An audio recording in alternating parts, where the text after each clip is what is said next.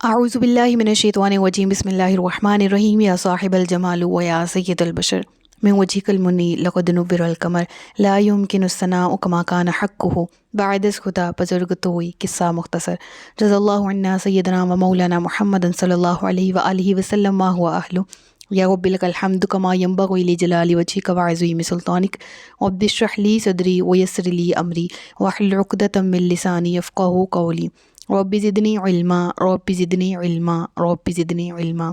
السلام علیکم ورحمۃ اللہ وبرکاتہ۔ میں حافظہ افرا جاوید اسلام آپ سب سے مخاطب ہوں، اپنے یوٹیوب چینل انفینٹ اسلام میں آپ سب کو خوش آمدید کہتی ہوں۔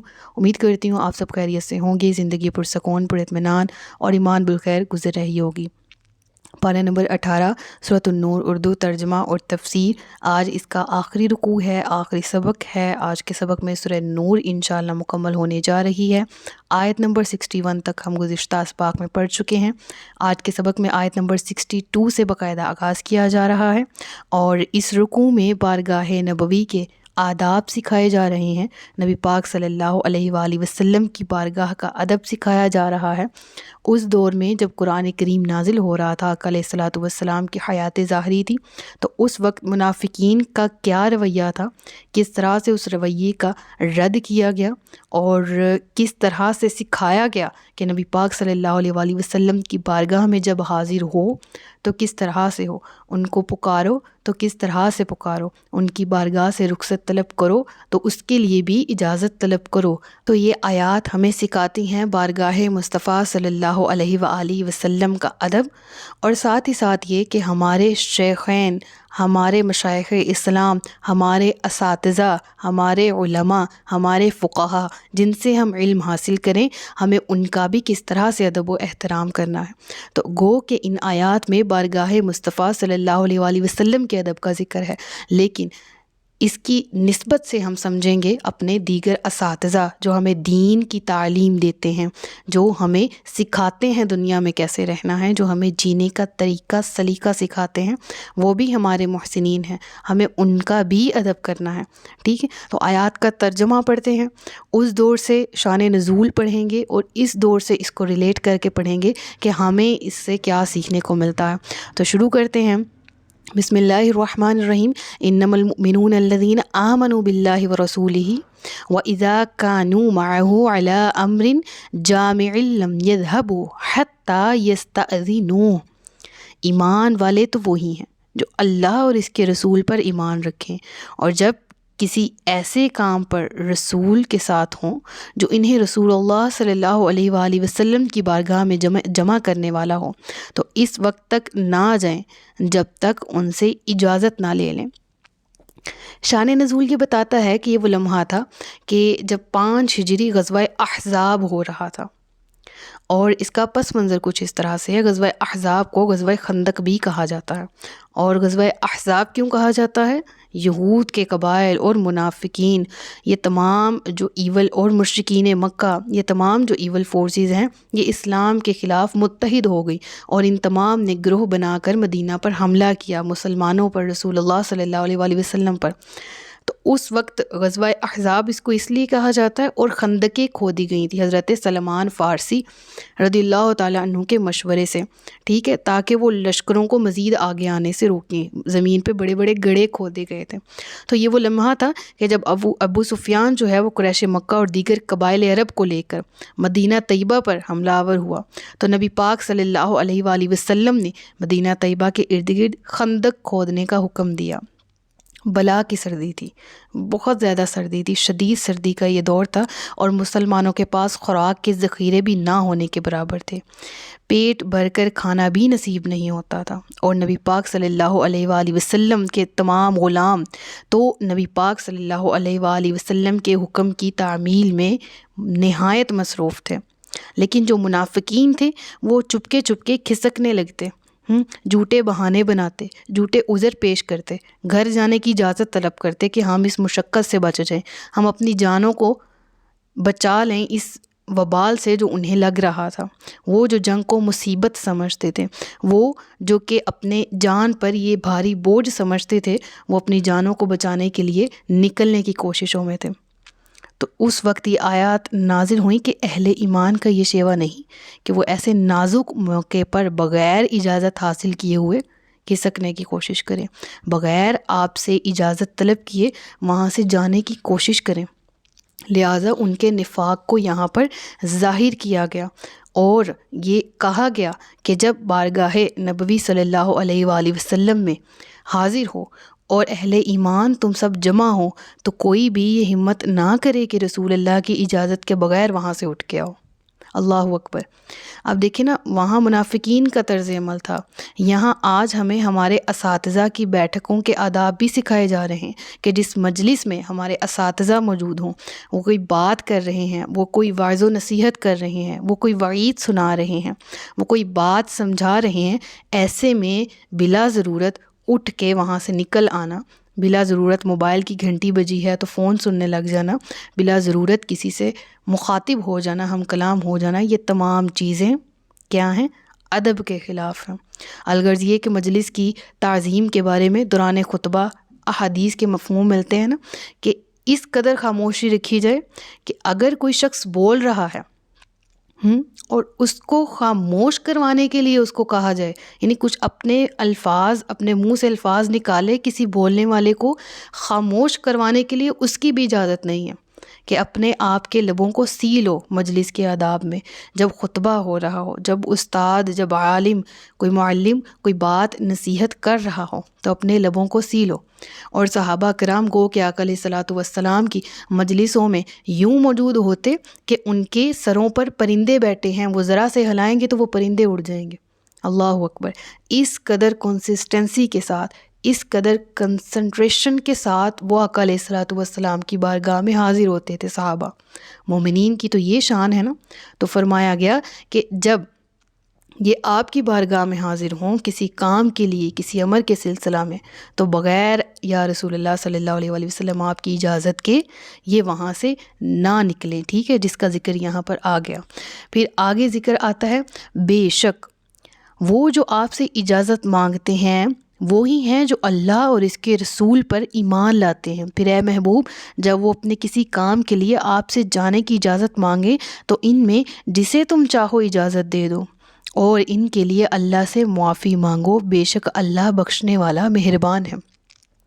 اس آیت میں کتنی پیاری بات کہی جا رہی نا، آیت کے اس حصے میں، کہ ایمان والے کیا، پہلے ذکر کیا کہ وہ لوگ، یہ ایمان والوں کا یہ شیوا نہیں ہے کہ وہ جو چپکے سے کھسک جاتے ہیں بغیر اجازت طلب کیے۔ اس آیت میں ذکر آیا کہ وہ جو اجازت طلب کریں، یعنی حقیقی طور پر ایکسیپشنز دین میں موجود ہیں، ٹھیک ہے۔ جس طرح آقا علیہ الصلوۃ والسلام کے پاس بہت سے صحابی ایسے بھی آتے تھے، فار ایگزامپل کہ نابینا ہیں، ٹھیک ہے، اپاہج ہیں، فزیکلی فٹ نہیں ہیں، ٹھیک ہے۔ آقا علیہ الصلوۃ والسلام کی جو بیٹی ہیں وہ بیمار تھیں، تو حضرت عثمان غنی بھی ایک غزوہ میں شرکت کرنے سے رہ گئے، ٹھیک ہے، کیونکہ آپ کی زوجیت میں تھی آقا علیہ الصلوۃ والسلام کی بیٹی اور وہ بیمار تھیں، تو وہ بھی نہیں گئے۔ تو اسلام میں ایکسیپشنز ہیں، لیکن ہر چیز کا ایک طور، ایک طریقہ ہے، ٹھیک ہے۔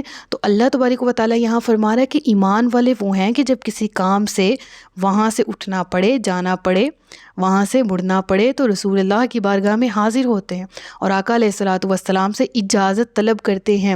فَإِذَا اسْتَأْذَنُوكَ لِبَعْضِ شَأْنِهِمْ فَأْذَن لِمَنْ شِئْتَ مِنْهُمْ۔ اللہ اکبر۔ یہاں پر اختیارات کا ذکر آتا ہے رسول اللہ صلی اللہ علیہ وآلہ وسلم کو۔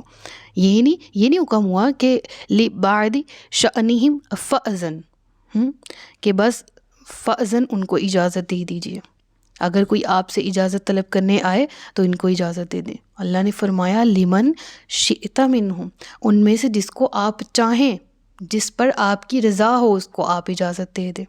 واستغفر لہم اللہ، اور ان کے لیے اللہ تبارک و تعالیٰ سے بخشش طلب کریں۔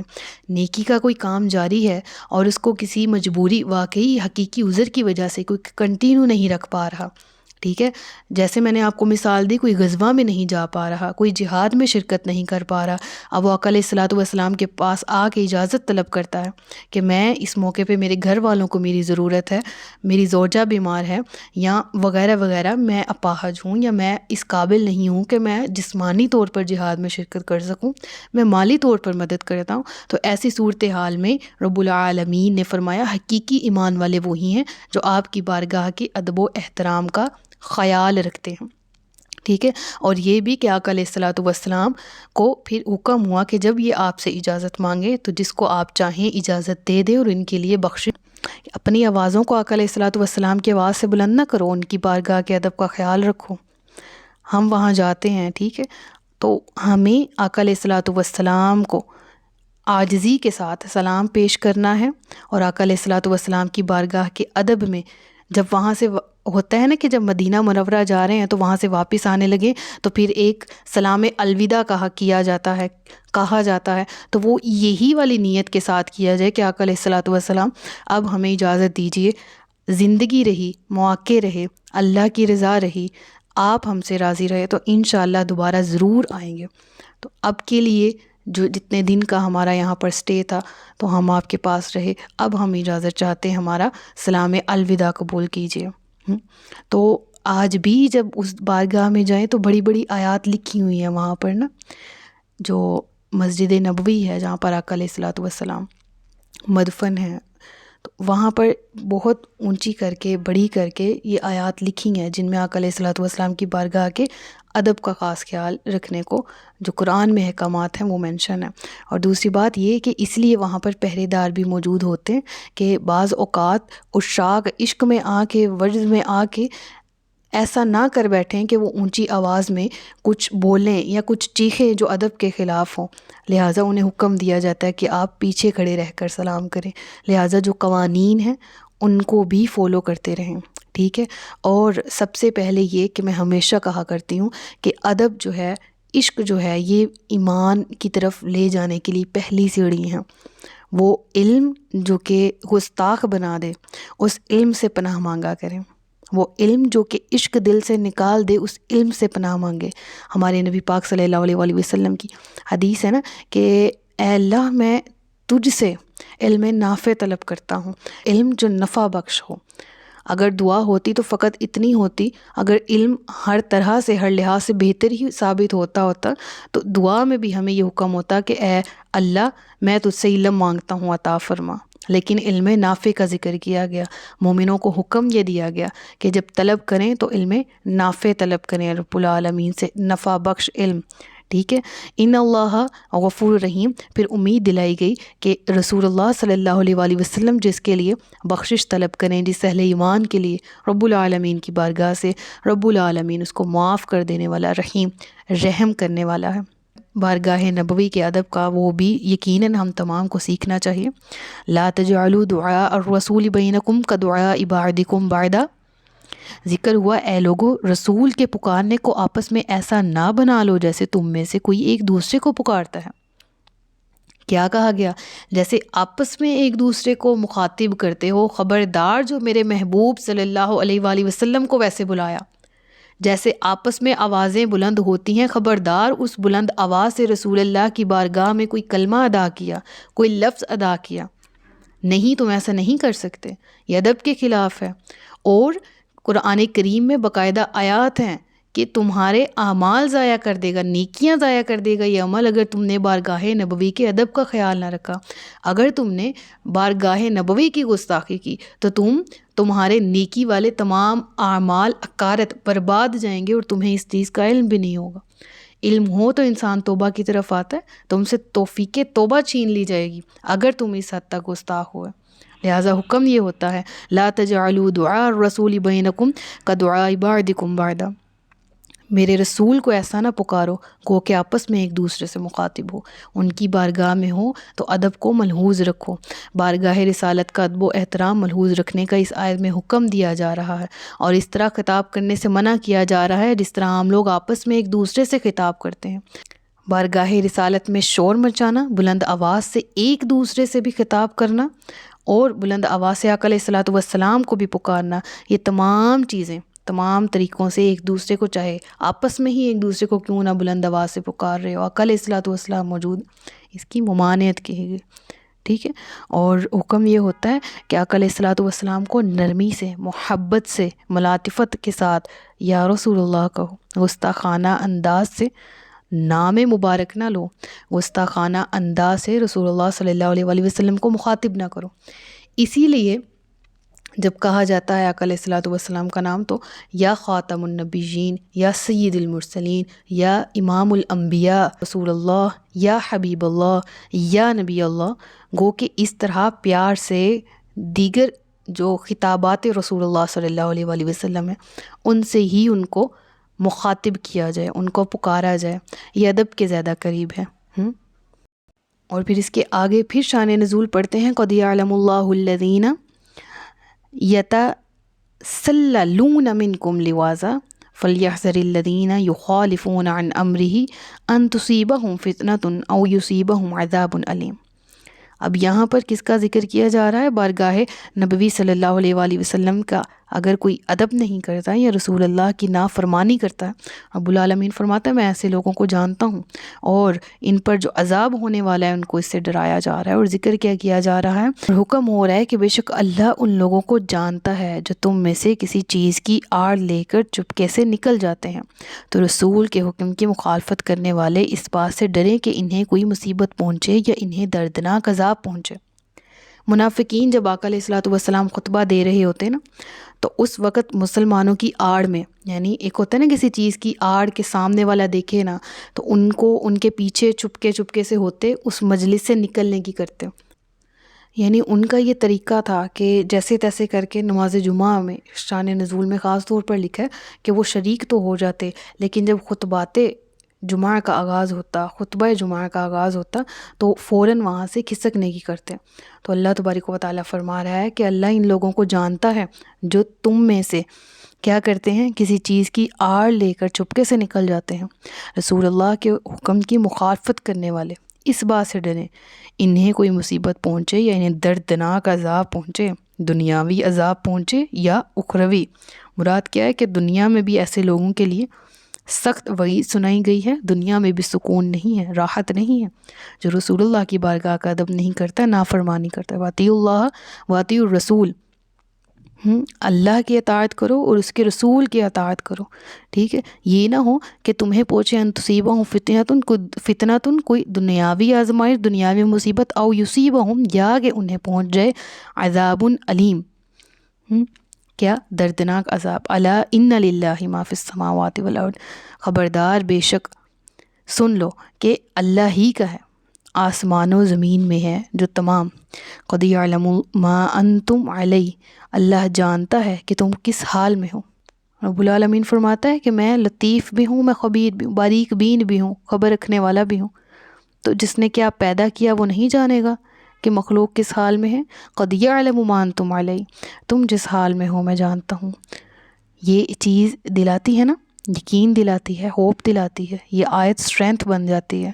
اللہ تو جان رہا ہے میں کس حال میں ہوں، میری کمزوریاں کیا ہیں، بشری کمزوریوں میں میں لپٹی پڑی ہوں، تجھ سے ہیلپ مانگتی ہوں، مدد مانگتی ہوں، تو قبول فرما، تو مجھے عطا فرما دے وہ سب جو کہ تجھے پسند ہے کہ مجھ میں وہ خوبیاں ہوں، اور تو مجھے ان تمام سے دور لے جا جو برائیاں ہیں جو تجھے ناپسند ہیں، کہ یا ایتھا النفس المطمئنہ ارجعی الی ربک راضیۃ مرضیہ، وہ نفس مطمئنہ میرے پاس بھی ہو، بروز قیامت اسی نفس مطمئنہ کے ساتھ میں تیرا سامنا کروں اور تم مجھ سے راضی ہو، میں تجھ سے۔